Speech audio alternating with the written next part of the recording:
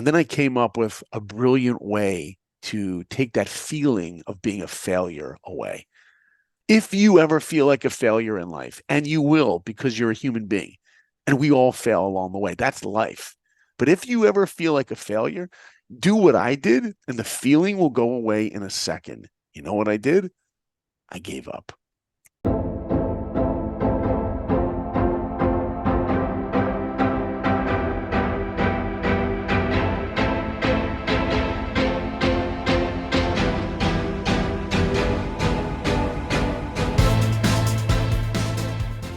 So you need to listen to this story. This is a story of perseverance, about not giving up, of continuing despite rejection. And you want to hear and listen if you really want to aim for more. And sometimes it feels like it's really, really, really hard. Listen to somebody that made the impossible possible. Meet Saul Blinkoff. He's a Hollywood filmmaker, worked on many high-profile clients, including Disney and DreamWorks and Netflix and Amazon, speaking of ticking all the boxes. And he animated on the Disney film, the Pocahontas and Hunchback, right, of Notre Dame, and Mulan and Tarzan. Like, my daughter will probably be like drooling all over here. And directed, a couple of Winnie the Pooh movies, right? And award-winning DreamWorks series, Madagascar, A Little Wild. I mean, countless of others. I can't even start naming everything. I first heard Saul's public speaking at an event, and it was so inspiring. I just had to bring him on the show. And he's a speaker around the world on practical tools for success and meaning of fulfillment and various aspects of life. And he also has a beautiful podcast on Life of Awesome. So Saul is in Los Angeles, right? With a wife, 4 kids. How do you get it all done, Saul? Welcome to the Yes. show. Hi, Ilana. Thank you so much. And it's so nice to see you again after the years when we met. Yeah, wow, that's a big resume, huh? Um, you know, I feel like I'm just getting started though. There's so much more that I want to do and that I'm involved in. But I will tell you, all that stuff that you mentioned is my career in quotes, but I'm also, that takes a lot of time. But I'm also a husband, and I'm a husband who wants to have a good marriage, which means that also takes time, right? I also have 4 kids. 3 of them are teenagers. 2 of them are girls. You know what that means? That means that takes a lot of time. I bring it up because, time is really the most valuable thing that any of us will ever have. And no matter how wealthy we get, we can never add time. Think about that for a moment, right? You can work a little harder and make more zeros in your bank account. And you can always check that statement. Every day we wake up, we can be very clear exactly how much money we have. We know exactly what we have left in the bank, but nobody shows us time. We don't know how much we have left. And I say that because I remind myself, and I'm reminding all of our listeners today, that time is the most valuable thing we have. And if you've showed up to this interview today, it already proves that you realize that time is valuable and you're willing to invest it into growing. And that really is the secret. It's like, will I make an investment? Think about investment. They say we spend money. We also spend time, right? I want to spend time with you. We use that expression because it's spending, it's investing. So everyone who's shown up here today, I applaud you, and I applaud you for carving out time to learn and to grow and to connect with others who want to appreciate life. Exactly. And greatness. And we'll talk about it. Right. So Saul, again, how did you even get into this industry, which is so hard to get into? Yeah, Right? Share it a little really bit. is. Yeah, thank you. It's a crazy story. I mean, I grew up in New York, so I didn't grow up in Hollywood. I grew up and I didn't know anybody had creative jobs. I didn't know that people were anything. People I knew were like, business owners, doctors, lawyers, entrepreneurs, bakery owners, accountants. I didn't know anyone that was a painter. I didn't know anyone that worked in animation or anything creative. I didn't even know that was a job. All I knew was when I was 11 years old, I went to the movies and I saw a movie that changed my life. I'm looking up to the screen and I see the movie E.T. Remember that movie? Spielberg's masterpiece, still one of the most incredible films ever made, incredibly emotional and deep and beautiful story about empathy. And I'm watching the movie and the credits are rolling at the end and I tap my mom and I say, "Mom, that's what I want to do someday." And my mom looks down at me and says, "What, you want to leave planet Earth in a spaceship?" And I'm like, "No, no, no, no. Mom, I want to make movies." So I got a film camera because I found out at the library, I went to a library and I found out that Spielberg made movies every weekend.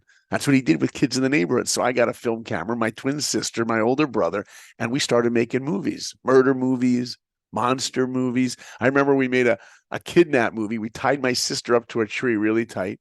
Afterwards, we go into the house to watch the movie. I still remember my mom saying, "I like the movie, but where's your sister?" I said, "She's still tied to the tree. What's wrong?" you know? So, I knew I was going to be a filmmaker one day. And then I got to high school.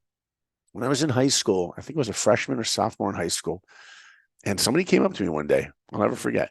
They said, "What are you going to do when you get out of high school?" And I said, "Well, I want to be a filmmaker." They're like, "No, no, you don't want to do that." I said, "No, I do." They go, "No, you don't, because if you want to be a filmmaker, you're going to have to move out to Hollywood. And Hollywood is filled with weirdos, strange people. Do you really want to end up a weirdo?" And I looked at them and I said, "No, I don't want to end up a weirdo." And I'm telling you, right then and there, I gave up on my dream because one person told me I would end up a weirdo.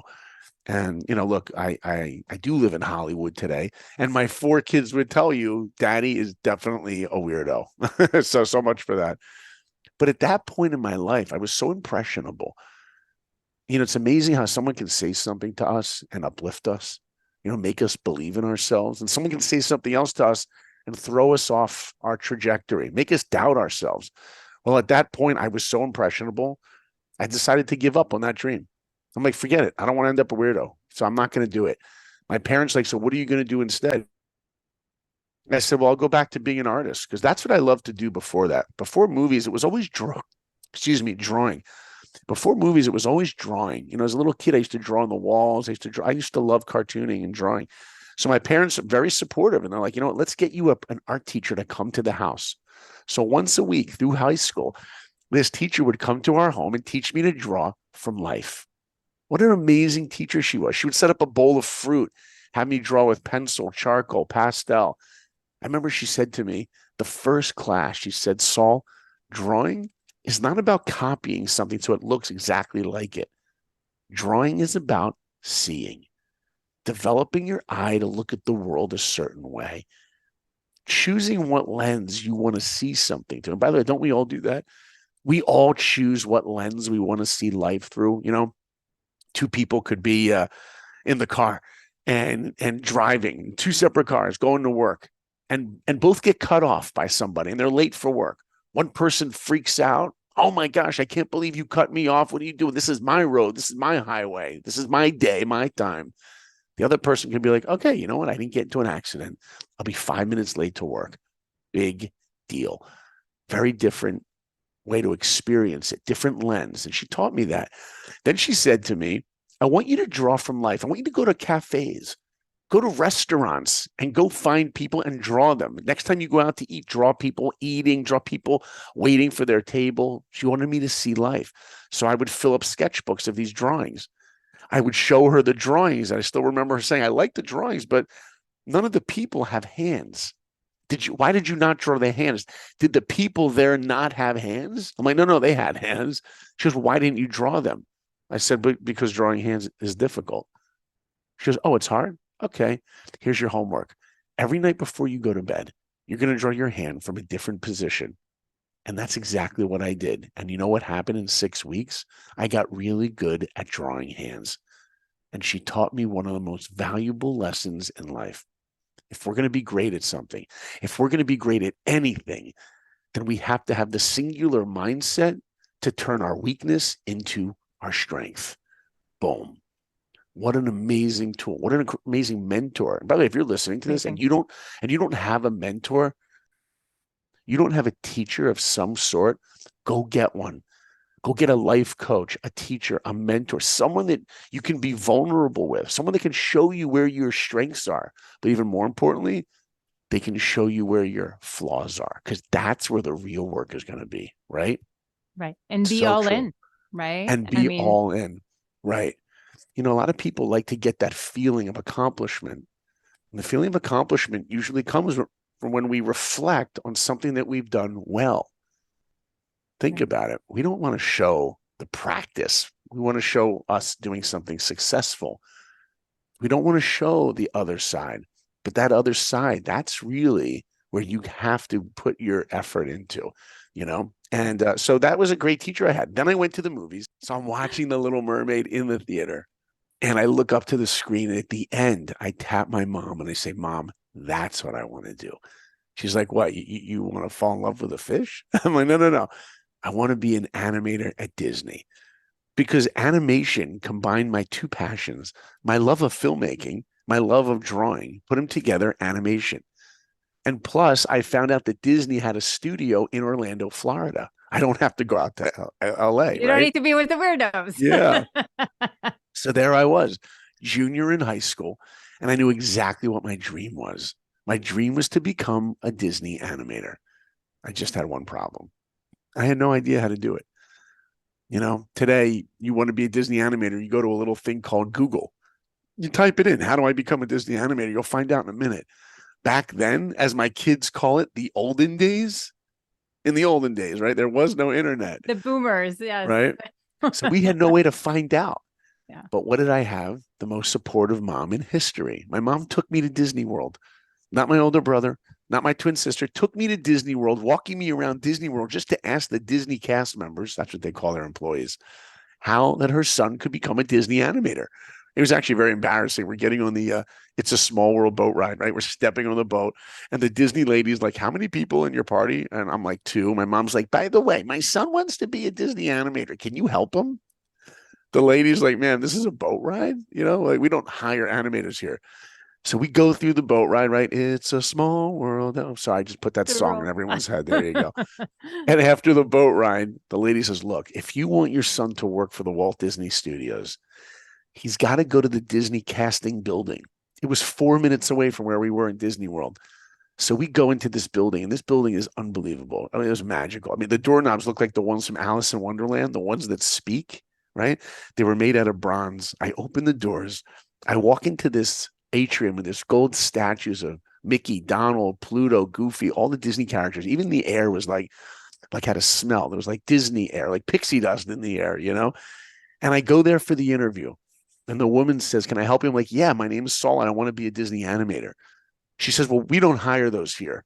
I'm like, well, who do you hire? She goes, well, we hire people that work the rides, people that make the teacups spin around, or people that make the Dumbo ride go up and down, that work in the parks. I'm like, that's not really my dream.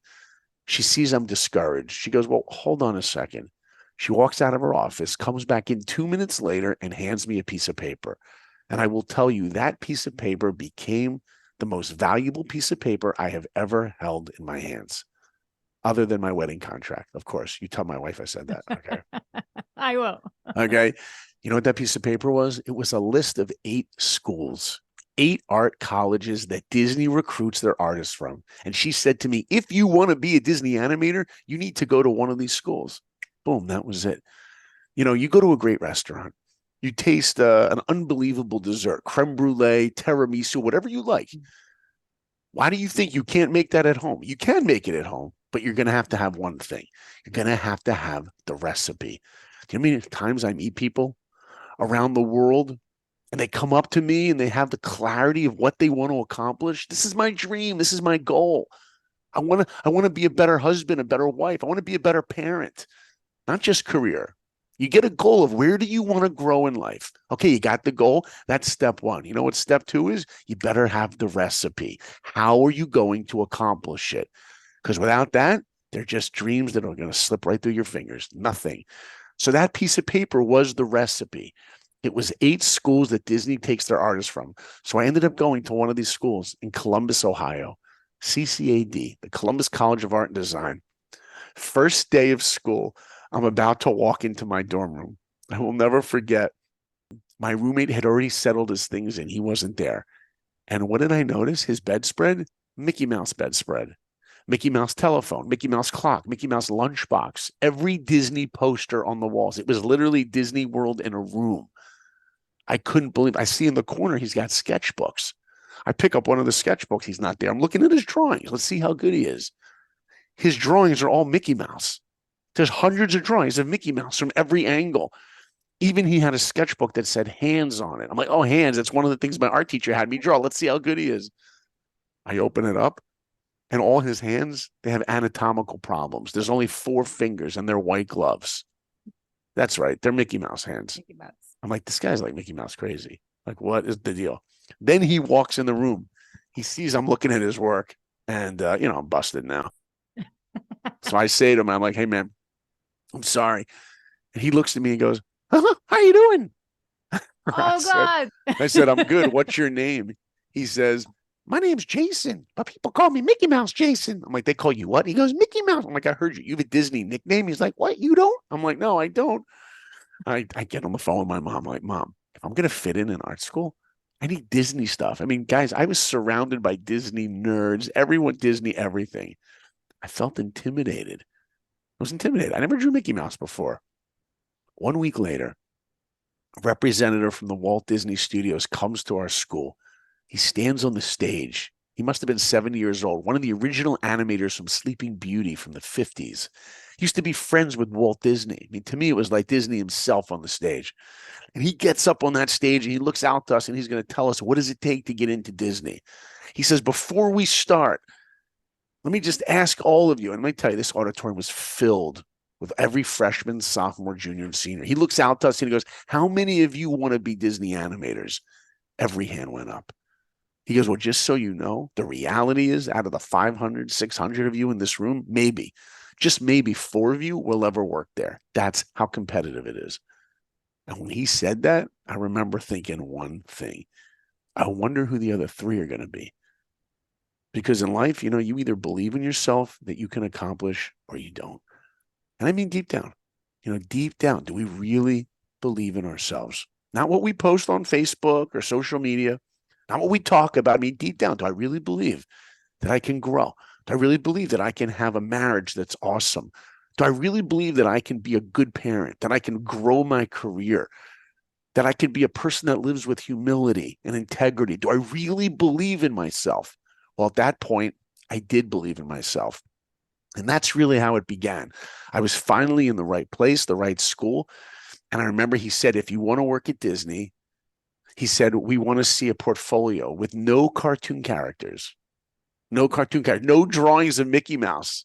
I remember seeing my roommate, Mickey Mouse Jason, right? He was slouched in the back. Oh boy, And the guy said, if you want to work at Disney, you got to do drawings of people and humans and animals from life.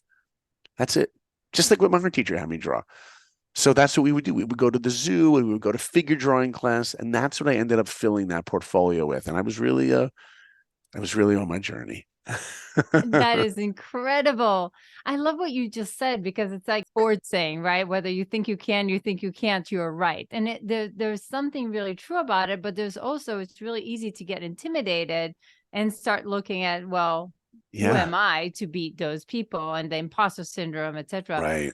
Right. So, That's right.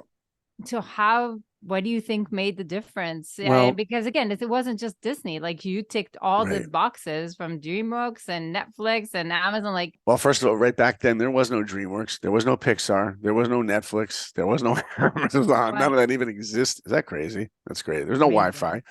Wi-Fi. You know what it was? I remember the first week in school, I met this guy named Andy, and he was by far, as a freshman, the best artist in the school. I thought he was the best because the guy never stopped drawing. And we became friends. And just me being friends with him made me a better artist, because who we choose to be friends with actually affects who we become. Think about it. If you're a parent listening to this, when your kid's little, when they're like, I don't know, 2 years old, they're hanging out at the sandbox at the park with another kid you don't like. You know what you do to a 2-year-old? You don't like who they're playing with? You basically lift up your 2-year-old. You can put him anywhere you want. When your kid turns 18, you can't do that. You could probably lift them maybe if you're lucky, but they're going to be friends with who they want to be friends with, right? Because why do we want them to be friends with the right people? Because we know that those values will become their values. Well, now we got to ask ourselves the question, who are we hanging out with? What are the values of the people that I spend my time with? Because those values will become my values. Andy's work ethic, his integrity, his discipline became my discipline. I became a much better artist. In sophomore year, I didn't think I was ready to get into Disney, but I wanted to go through the process. I got my drawings together, put them in a portfolio, I sent them into Disney, and I wait. A month goes by. I get a letter on Disney stationery. It's got that gold leaf Mickey embossed on the top corner. I'm like, wow, my name is typed on the front of this envelope. The Disney company knows I'm alive. It was amazing. It was so cool. I open up the envelope. I got my mom on the phone. She's like so excited. And it says, Saul, thanks so much for sending your portfolio in, but you didn't make it. Okay, so I got rejected. Look, I didn't think I was getting in the first time. I was happy the Disney company knew I was alive. I took that letter, I put it up over my desk. People were coming into the dorm room like, wow, you're so lucky, Saul. The Disney company knows you're alive. It was awesome. Another year goes by. Andy and I are drawing all the time. I'm going to tell you one quick story. One day it was freezing in Columbus, Ohio. I mean, bitter cold, bitter cold. And we all went to the Columbus Zoo to draw animals. Must have been about 15 students. It was a class thing. And we get to the zoo. The second we get there, we go into this Wendy's cafe and it's freezing. So we go get hot drinks, coffee, hot chocolate, whatever. After a couple of minutes, Andy and I sharpen the pencils and we go over to these elephants and we draw elephants for 45 minutes. And this elephant is walking back and forth. It's the coolest thing, especially someone that's studying movement. When you watch an animal repeating the same motion, like that is like a gift. Like you draw that. It's so exciting. So we're freezing and we're drawing. Afterwards, I get onto the bus. I'm showing Andy what I drew. He's showing me what he drew. I go up to one of the other guys. I'm like, hey, we never saw you at the elephants. What animals were the rest of you drawing? The guy looks to me and he goes, no, none of us ever left the cafe. Like, what do you mean you didn't leave the cafe? He goes, no, we couldn't leave. I said, what do you mean you couldn't leave? He goes, it was too cold. It was too cold. We couldn't walk out there. I remember thinking, those are the greatest words I've ever heard. I wanted to say to him, but I think you've told me many times your dream is to work at Disney. Oh, so you only have that dream when it's easy, you mean? But when it gets difficult, you don't get out of your comfort zone. What are Everyone you willing listening, to do? yeah, what are you willing to do? Everyone listening, think for a moment right now about anybody in life that inspires you. Maybe it's Michael Jordan. Maybe it's Steve Jobs. Maybe it's some couple in your community that they seem to have a perfect marriage. Do you know what they all have in common? One thing. They all push through pain. They push through struggle. They work at it. And if you have the mindset that something is going to be difficult, you know what we're able to do? We're able to look at pain a very different way and realize that we don't have to go through pain. We get to grow through pain. Because if you don't go through that effort, you will never be great at anything. My son said to me the other day, he's like, Dad, I want to try doing whatever it was. It was track and field. He's like, you think that'll be easy? I said to him, it depends how good you want to be at it. You want to be good at it? Yeah, it could be easy. Do you want to be great at it? It's going to take some work. Do you want to be awesome at it? Do you want to be the best in the world? And you're going to have to sweat. You're going to have to go through pain. How bad do you want it? All of us right now are living our lives. And there's one thing we all have in common. We can all grow. Let's say you're sitting right now listening to this and you're thinking, hey, my life's pretty good. It's pretty good. Why would you settle for good when it could be great? And some of you are thinking, you know what? My life is pretty great. You know what I would say? Why would you settle for great when it could be awesome? Wherever we are, we need to push more. We need to push more. How do we do it? It's going to take the struggle. So Andy and I get our portfolios. We put them together. He sends his in. I send mine in. And we wait. A month goes by. I was home in New York visiting my parents. I get a call and it's Andy. I'm like, hey, man, what's up? He's like, Saul, you're not going to believe this. I'm like, what am I not going to believe? He goes, I just got a call from the Walt Disney Studios. I'm like, yeah. And he goes, I got in. I go, you got in, you got the internship? That's amazing. Congratulations. He goes, but they didn't call you yet, did they? I'm like, no, but they could be trying to call me right now. I got to hang up. We didn't have call waiting back then, right? The olden days. I hang up the phone and the company's not calling. And I'm waiting. My mom comes in at that moment. What happened? I'm like, Mom, Andy just got a call. She's pacing back and forth in the dining room, but they're not calling. So you know what I did? I picked up the phone and I dialed the company myself. Who does that? Well, I did. Because when there's something you want in your life, you will do anything to get it. You know, I grew up in New York, and my hero was the greatest basketball player who ever lived. I'm standing next to the court, next to my brother. I must have been 12 years old, 13, next to the court before the game in Madison Square Garden. And Michael Jordan is 15 feet away from me, warming up, dribbling the ball, talking to two guys. I'll never forget it. I said to my older brother, I'm like, Jay, I'm going to go out there and meet Michael Jordan. My brother's like, you're not going to walk out on the court. I'm like, I sure am. Before he could even blink, I walk out on the court and I look up to Michael Jordan. I'm crazy, I know. And I said to him, hi, Mr. Jordan. And he looks down at me and says, yo, how you doing? End quote. How cool is that? Then he shook my hand. This one right here, guys. This one right, never washed. Still has the sweat from number 23. You know why I walked out there? Because when there's something you want in your life, you will do anything to get it. Nothing gets in our way. How bad do you want it? So I called up the head of Disney myself. I get him on the phone. I'm like, hi, my name is Saul. My dream is to be a Disney animator, and I'm waiting to hear about the portfolio. He goes, oh, Saul, I have your name on a list here. I'm like, really? And he goes, yeah, you didn't make it. I said, what? He goes, yeah, you didn't make it. I said, well, what about Andy? He goes, yeah, he made it. You didn't. I was like, oh, okay. I hung up the phone, and that was a bittersweet moment in my life. Sweet, I was happy for my best friend.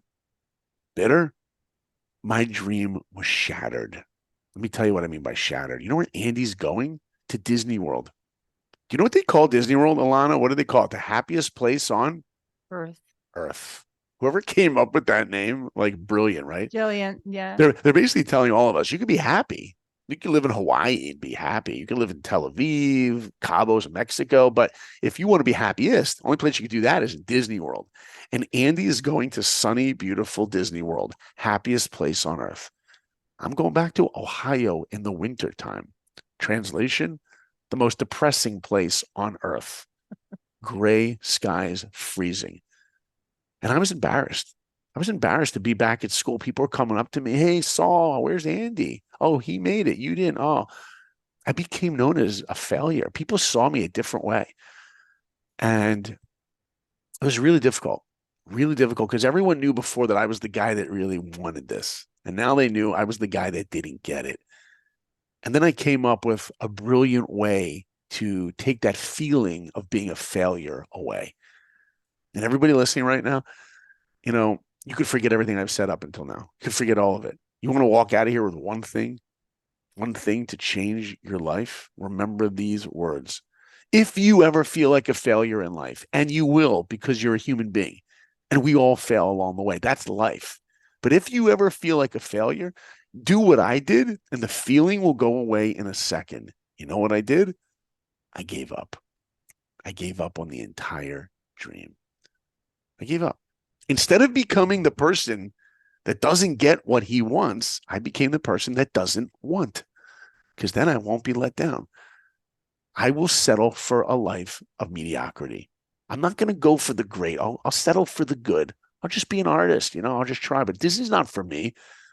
Every one of us wakes up and we have a voice whisper into our ears telling us that we can be great, that we can change the world, that we have something unique to offer the world. And we get excited. The emotion starts going. But then we have this other voice, the shoulder devil, that yells at us much louder than the shoulder angel. And the shoulder devil is telling us, who do you think you are? Your marriage is going to be average. You're going to be average. Your career's average. Your bank account's never going to grow. You're going to be just one of those average, mediocre people. That's your lot in life. And that, unfortunately, for most of us, is who we listen to. Yeah, it's for people like Michael Jordan, for people like Andy. It's not for me. That's what I listened to. And I gave up on the whole dream. And then a week later, I see a third movie that changes my life. This movie is a true story about a guy who's 5 feet tall, short guy, doesn't have an ounce of athletic ability, and wants to play football at Notre Dame. Do you know what movie it is, Ilana? No. It's called Rudy. Have you ever heard of Rudy? This is an amazing movie. Anyone listening right now, hit pause, go watch the movie Rudy, come back. And if you have kids over the age of 11 and you haven't showed them this movie, Really? how Okay. dare you think of yourself Guilty. as a good parent?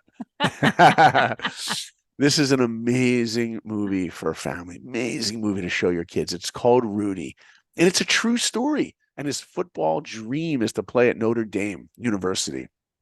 You know, if you were friends with Rudy Rudiger and you told him, dude, I hear you want to work at, you want to get into Notre Dame, but you're sure it's not going to happen. You know what he would have said to you? I'm going for it anyway. And he said, we'll just see about that. And he tries to get into Notre Dame, gets rejected. Tries a second time, rejected. A third year, rejected. But if you look at the movie poster for the movie Rudy, it says, when people tell you dreams don't come true, tell them about Rudy. He gets in, and tears are streaming down my face. I'm not a little choked up in the movie. I am crying because I'm seeing a true story about a guy that wasn't athletic who got his dream because of tenacity and hard work. And I vowed at that moment, I will never give up again. And then I called up Disney the next day.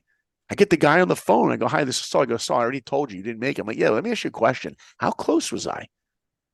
He said, what do you mean? I'm like, well, how many interns did you pick? And how many portfolios did you get? And where was I? He goes, well, we got over 3,800 portfolios.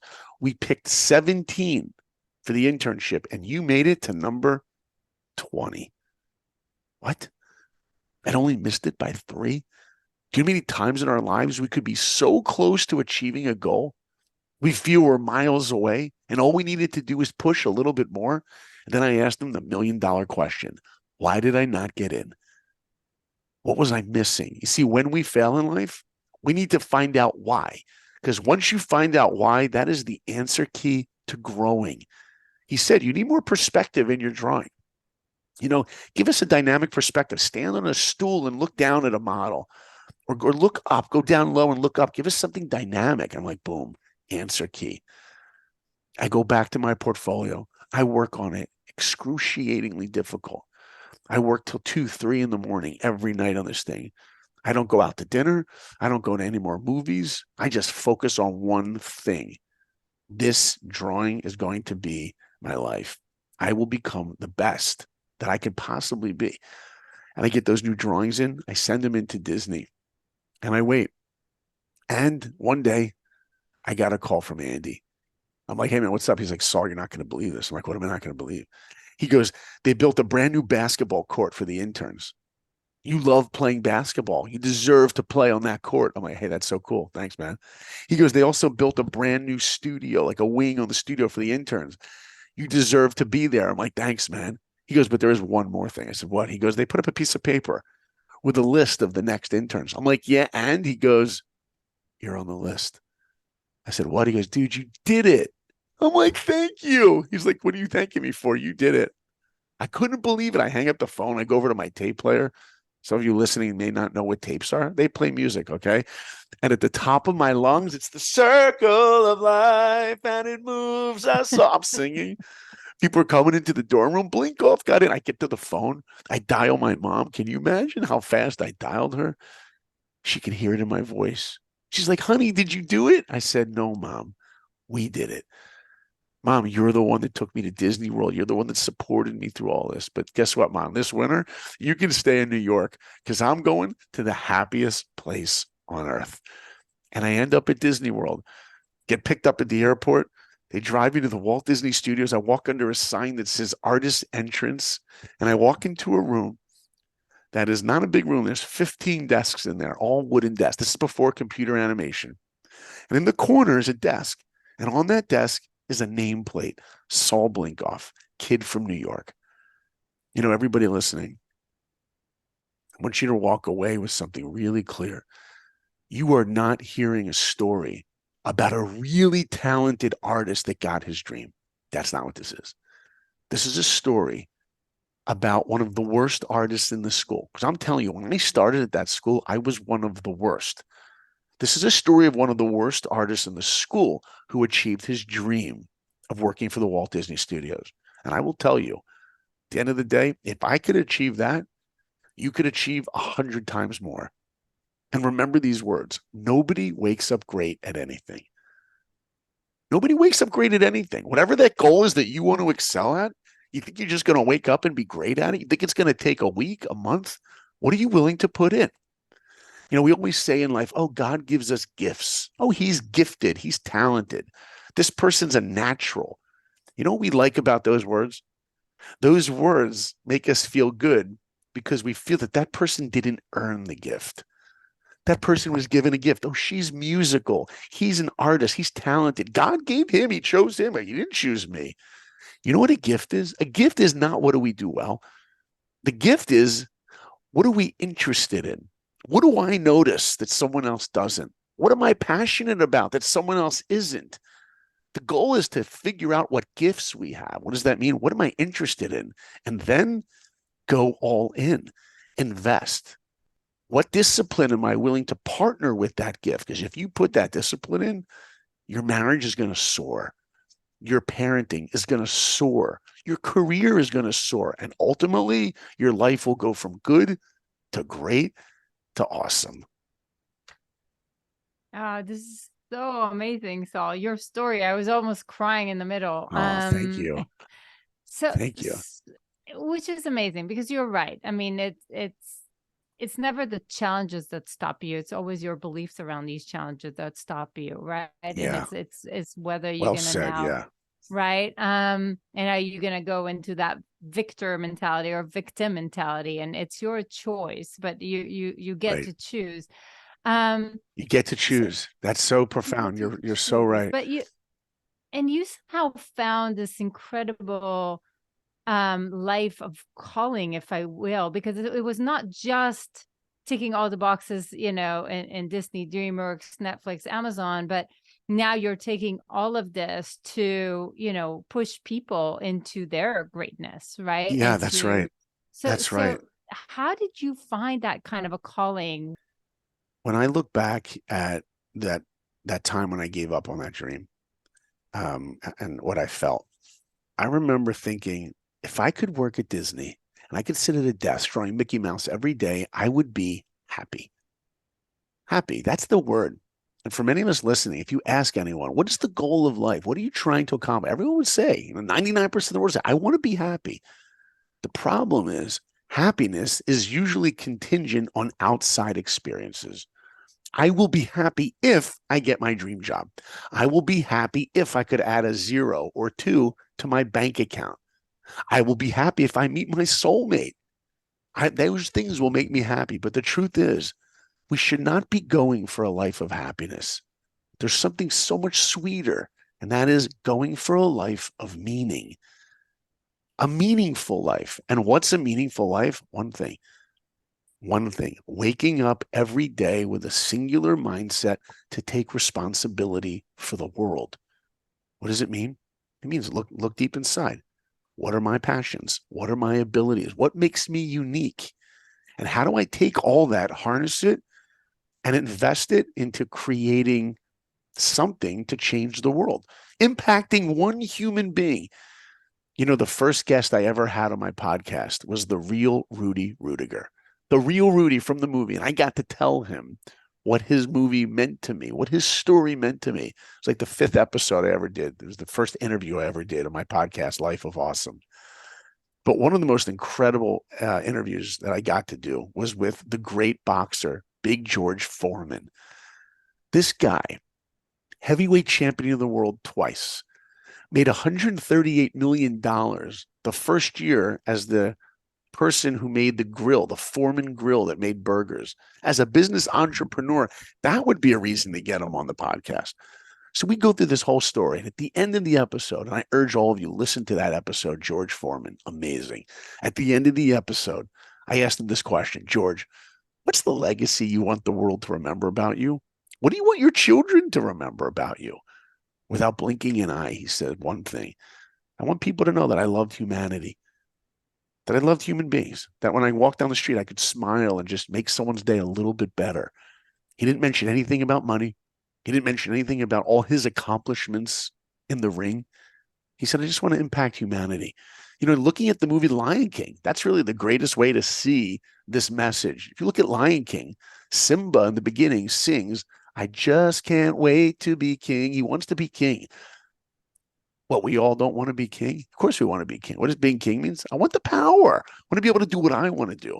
Mufasa, his dad actually tells him in the beginning, Simba, there's more to being a king than getting your way all the time. Simba's like, there's more? What can be better? And then something happens to dad. He dies. And Yeah. Simba thinks by the way, if I just spoil this movie for any of you, the movie came out like 40 years ago. You deserve to have it spoiled. You should have seen it by now. Exactly. Okay. So his dad dies. Simba goes off and lives in Hakuna Matata world. You remember Hakuna Yes. Mhm. Matata? Remember that? Remember. Right? You know what Hakuna Matata means? It means no worries. No worries. You know who wants a life of Hakuna Matata? All of us. All of us do. We want to live in Hawaii. We want to go vacation who wants worries? And he goes off and lives in Hakuna Matata world. It's beautiful. It's colorful. He sleeps in a hammock, hangs out in a Just not enough. jacuzzi, right? He has everything right he could ever want. And then towards the end of the movie, Nala shows up, the little lioness from the beginning of the movie, and they start falling in love. Can you feel the love tonight? Right? They start rolling around. The sun is setting. Then they decide to talk. And she's like, Simba, it's good to see you, but you got to come back with me. He's like, no, no, no, I'm staying here. Hakuna Matata. No worries. Look where I live. She's like, maybe I didn't make myself clear. Scar, your uncle has taken over everything. And if you don't come back, everyone is going to die. And you are responsible. Then you know what he says? Hakuna Matata. I'm staying right here. She's like, when are you going to grow up? When are you going to become the man, well, lion, that you're supposed to be? She actually sings about it. She sings, why won't he be the king I know he is, the king I see inside? Each one of us has the potential for greatness. We don't see it in ourselves. She sees it in him and she leaves him. He's left alone. Rafiki, the baboon, comes over, hits him in the head. He sees his reflection, sees his father's image in the clouds, and hears his father's voice, remember who you are. Simba goes back, defeats Scar, and Lion King becomes the biggest animated movie of all time, BF, before Frozen. Do you know why? What? Not because we love movies about lions, but because that movie gives us a taste of what greatness really is. You know what it is? Waking up with the mindset to take responsibility for the world. And what is responsibility? Wherever in life we have the ability to respond. Listen to that carefully. Response ability is wherever we have an ability to make a response. So what To does that mean? become the best version of yourself, basically, Yeah, to do but that means things that like are each, bigger than you. that's right. And we have to see, where can I make a difference that someone else can't? What pain, what trauma, what experiences have I had in my life that should make me sensitive to someone else's life? And that now I got to do something about it. And Incredible. so that really inspired me to think, forget the fact that I'm at Disney and that's my dream. Can't just sit at a desk and draw Mickey Mouse all day. It's like, what are the stories I'm telling? So I started writing, I started directing, I started putting the values that I try and live by into the stories that I tell. And I started speaking 15 years ago. Someone asked me to come speak at a university. I'm like, hey, I guess I could talk. What would I talk about? They're like, tell your story. I'm like, all right, if you think people find it interesting. I told the story. It was like 15 students in this little room. They came up to me afterwards. We really loved your story. We're inspired. We're going to go for our dreams now. I'm like, oh my gosh, that's amazing. It gave me such a great fulfillment. Yeah. So for the past many, many years, I've traveled the world sharing different tools for companies and organizations on leadership, storytelling, and ultimately how to live the best versions of ourselves, whether it's creating company culture, corporations. And it's really everything I do now, whether it's my animation career. I have a Disney show coming out in a couple months, whether it's the Disney show, whether it's the podcast, Life of Awesome, or it's my speaking, or being a dad, or being a husband. All of it is, how do I make an impact? And ultimately, it's really, how do I grow along the way? How do I become the best version of myself? That to me is a meaningful life. We got to grow, because, I hope people don't take this the wrong way, but this is the reality. The reality is one day we're all going to die. It's not morbid, it's reality. Steve Jobs actually said it in an address at Stanford University. He goes, knowing that I will be dead one day is the best motivator now to accomplish. That's what he said. And it's true. All of us are going to die one day. What is our legacy we want the world to remember? What do we want our children to remember? Because ultimately, my kids, they're not going to be impressed that I worked on Pocahontas. They're not going to care that I worked on Mulan. You know what they're going to want to know? Did my dad try to become a better human being? Did I try to grow as a human being? Did I try to limit how angry I get? Did I try to grow how the humility? Did I try to grow my caring of another human being? That's really what life is all about. How do I become the best version of myself? I heard a great rabbi once said something beautiful. He said, we're not human beings, we're human becomings.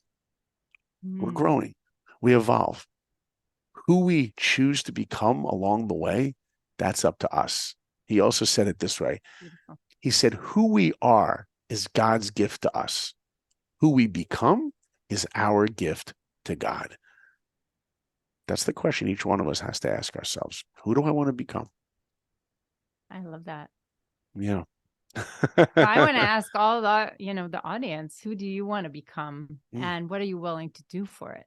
So this was incredible, incredible, incredible. We're thank going to you. have all your links. You should Thank you. follow on Instagram. You should go to our website. Absolutely reach out for speaking because this guy is incredible, as you could hear. Thank you. So thank you. This was so inspiring. Thank you so much. And I just want to I thank you, Ilana, for having me, but I really want to thank your audience for tuning in and listening. And I really hope each of you leaves this interview listening more to that shoulder angel, that one that encourages you, that you can accomplish, and think carefully about what your goals are in all aspects of life. And then think how you're going to accomplish it. What is that recipe to achieve it? And what's the pain that you get to grow through? What is that struggle? And are you really willing to put that in? Who will you surround yourself with? What will your friends be? Do you have a mentor? Think about it. When it gets really difficult, are you willing to push through? And ultimately think about how all these goals will not just help you impact humanity, but help you grow as a human being, because that's really what life's all about. And, we're running out of time. So you have to ask ourselves, what am I waiting for? And ask yourself right now, what are you waiting for? Do it today, not in a week. Do it today. Believe in yourself. Believe in yourself. Believe what you can accomplish. And if you do that, like I said earlier, your life will go from good to great and great to awesome. And if you want to follow me, I'm on Instagram, Saul.Blinkoff. It's Saul.Blinkoff. I put out lots of videos of me with my family and me sharing life wisdom on marriage and parenting and just life, how to appreciate life. And also, that's on Instagram. You can go to my website, saulblinkoff.com, and you can see everything I'm doing with the speaking, the podcast links are there. It's on Apple, it's on Spotify, it's all over. But I really appreciate the opportunity to share and to connect with you guys. And, I'm really good in DMing and Instagram. So if anyone wants to connect, please reach out. Excited to meet you. And again, Ilana, thank you so much for having me. Wishing you continued success in every endeavor. Thank you. And it's always a pleasure. Always, always amazing to hear you.